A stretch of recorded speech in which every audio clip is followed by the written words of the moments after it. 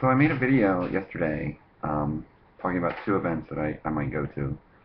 And as it turns out, I went to both of them, which I was like really happy with myself about. But I also kind of have some interesting stories from each that I feel like talking about. Um, the first, like, I went to the Gaza rally. Vigil. Why do I keep calling it a rally? Vigil. Um, which was like extremely calm, extremely peaceful. People were pretty awesome there. Um, there were several women there that came up and chatted with me. Were extremely nice to me. Like welcomed me there. The one girl told me like you like you and your I was standing with my friend like you guys need to go towards the front. Like okay.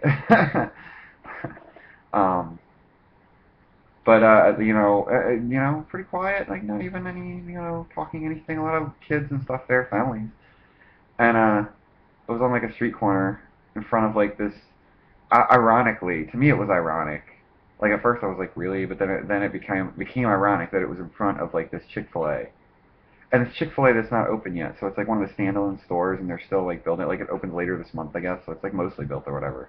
But like they're tearing up the sidewalk like in the front or something, so like, but there wasn't a sidewalk on the corner for us to like stand and do our like thing. Um, well, it being Chick-fil-A, funny enough, so like they got pissed off or whatever that we were trampling on their landscaping because we had to get there to get to the corner. Um, and like fucking the police were called. They told us to leave. We didn't leave. The police were called, and we could stand on the sidewalk, but we couldn't like walk on any of like at first they were like you can't walk on the grass. You have to walk on like sidewalk or whatever, which is like public property. Like that was the thing. Like oh you're on private property, blah blah blah. But like the sidewalk's public property. And this was right at a mall too, so like there was a lot of traffic. Um, so like first like one or two cops show up or whatever, tell us blah blah blah blah, and then like move off. Then like another car shows up, and another car, and before long it was like five squad cars and a van, like for a little quiet vigil. Like I've been to like Occupy actions that had hundreds of people at them. I've been to like things where we were like shouting shit at like either the courthouse or some companies offices or executives or something like that, and still I've never seen that many cops at a protest at any action. It's one of the calmest actions I've ever seen, and some of the most cops like called for nothing. We weren't even doing, like we were literally just sitting there like holding candles.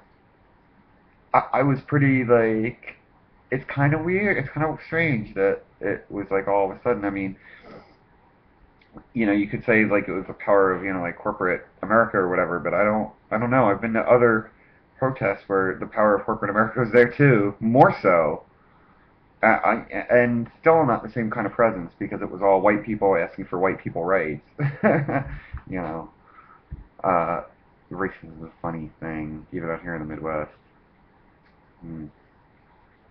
I don't. It definitely showed a lot to me. Um, it was pretty surprising. And I'm kind of motivating, like, because when I went and the people who were there, and yeah, there were some definite, like, like usual suspects in, like, the Ohio, like, peace activist scene, you know what I mean? Um, like, the old hippies. And they're cool guys, but, like, and they were all nice to me, which I was like, okay, maybe you know, at least people will be cordial to me. So, like, things went pretty well, there. So since things went pretty well there, I decided to go to like the gender pride thing that was later, which was at a bar. I think I mentioned that, a lesbian bar.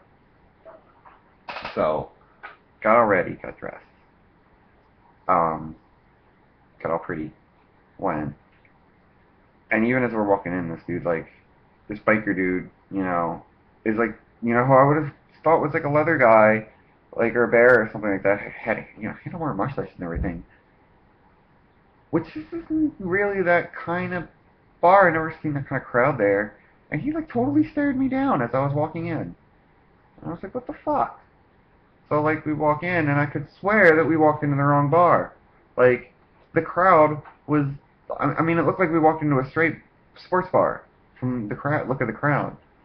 And I was like, a bunch of like straight guys and like looking straight couples, and I was just like, is strange. So go in, and I don't immediately see anyone I know around. Like I said, it's just a bunch of straight cis people. So so I was very put off. And then my one friend saw me walk in. She came up to me, talked to me. We chatted for a bit. She didn't apparently, hate me or whatever. And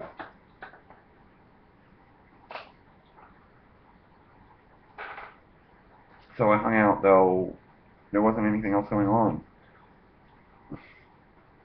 And I didn't really see anyone else I knew there. So I was like, okay, this is really strange. And then, like, the drag show started. I wasn't real thrilled that there was a drag show at all. And then, I mean, I don't know, Queens were pretty lackluster. And then, the one, like, you know how they talk or whatever, they fucking MC and shit, and they say their stupid shit. And the one, oh man, she actually, like, she even threw around words like tranny and, like, chick with a dick. Like, is there any chick with a dicks here or whatever? Like, I'm like, fucking serious? I'm still kind of in shock that that was there. I shouldn't be. Like, I should be used to it. Like, I should expect this. But somehow, I don't know, I thought it had gotten better. Like, two trans women were supposed to be doing this. I thought things had gotten better in the scene. I thought that they had wised up a little bit. And I was like, what the hell? What the hell, man? So I went outside to smoke a cigarette. And, I saw another one of my friends, trans woman, who was one of the organizers of this event, come up to me and, she saw me and I started smiling, like, glad to see her, and she kind of, like, had this really somber look on her face and kind of, like, held her head down and walked over to me. And I'm like, what's up, Sandra? How are things? And, she immediately started, like, apologizing to me. That this night didn't happen the way it was supposed to, and uh, the owner of the bar scheduled like another event over it, like totally trampling on like the trans thing that was supposed to be going on, and there were like guest bartenders or something like that was supposed to be like the real gimmick or something. I don't know, like 'cause she scheduled this other night over it, and I guess that's why there was a bunch of like weird straight people there that would never be in that bar otherwise. Um, and she even, she realized, she was like, you know what, no one showed up anyway. Like, she was like, it was like, there was like a couple of us and then you showed up and it was pretty much it. Like I pretty much saw everyone that was there. And, I thought, like, I was like, why, Sandra, why are you apologizing to me? Like, and she was like, she felt bad. She felt bad that she had kind of failed the community in a way, and I totally understood where she was coming from with that. I've been there. I've done it, and I empathize. I couldn't help but feel for her, and I could tell she wanted to see something done. She really did, and she wants to see some, she wanted to see community here. But it's not always easy to make happen. It's not always easy to make happen, out of the blue, out of nothing, and especially by yourself, working in the system, working within traditional means. But oftentimes it's the only way people listen to you, especially other, like trans people can actually be pretty mainstream sometimes. So it can be difficult for them to, come to like some punk house for a meeting or something. Uh, so I kind of agreed to like, I was like, so if I was to set up a vigil for the 20th, the actual day of remembrance, would you be able to make it? And she was like, yeah, I should be. And so I kind of agreed then and there to organize an action in less than 2 days. Oh, and I'm sitting here wasting time making this video. I have a lot to do, but I don't know why I agreed to do this now. Like, worrying after, thinking like, oh my god, there's so much shit to do. And I don't know that I'm entirely welcome to do it in this community, but I'm just gonna do it.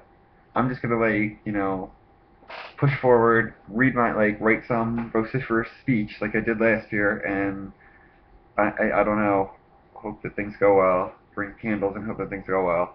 Um, I'm not gonna try and make it a very long event too, because I know it's cold. So like, to the point, I can do this. I can do this. I gotta keep telling. I know I can do this. It's been a while since I've done an action. Almost. Oh God, I think that this last day of remembrance is the last action I did. Organize myself. That I organized myself anyway. I kind of like jumped on organizing this other action in the spring, which was just basically like it was a generic peace protest, and I felt like I should up the queer presence there, so I did. But other than that, I haven't done anything since last year's TDR, really. Because just, I mean, a lot of it was burnout from Occupy. Like, after sleeping in a park for several months straight, I was really tired of attempting to organize people who didn't want to listen, or I felt didn't want to listen. Or, everyone cares about different issues. Everyone cares about different issues at different times. So it's tough to get. You burn out trying to get everyone around anything. And when people in my own community don't seem to want to listen to me, that was really, whatever. Why am I doing this? But I can hear them now, like, and a lot of the groups that were around that I had counted on picking up whatever slack that like me as just like myself left. They either like folded or went, like disappeared. Like the woman that ran the one group stopped doing it. Just gave up because of lack of interest. And like the one support group that meets, and they meet out in the suburbs, which is not an easy accessible location since I live in Toledo in the city. Um, they only get a couple people each week, if that, like just the people who run the group basically. Um, and it's unfortunate because anyone who does show up for help or whatever, the people they find are not the best people to give them help. And I hate to say that, but it's true. It's true. Especially if they're like either trans guys or younger trans women that are kind of, I don't know, there's not a good word for it, but there's definitely a divide between younger and older trans women these days, especially in methods of coming out. And the people that run that group just are not hip to shit. And I don't know what to do about it. I mean, other than try to make my, you know what? I'm gonna try to start another group, and I've said this for like a year or two. Like, I just need a location. I don't know where. And I don't want to do it in a church. Fuck that. Why should we have to organize in churches? I don't want to, and a lot of other people don't want to go there. But it sucks that there's not a whole lot of like public spaces to meet, that are open to everyone. I'll find something eventually, but right now I have a visual to organize and plan and whatnot. So, I will talk to y'all later, probably after.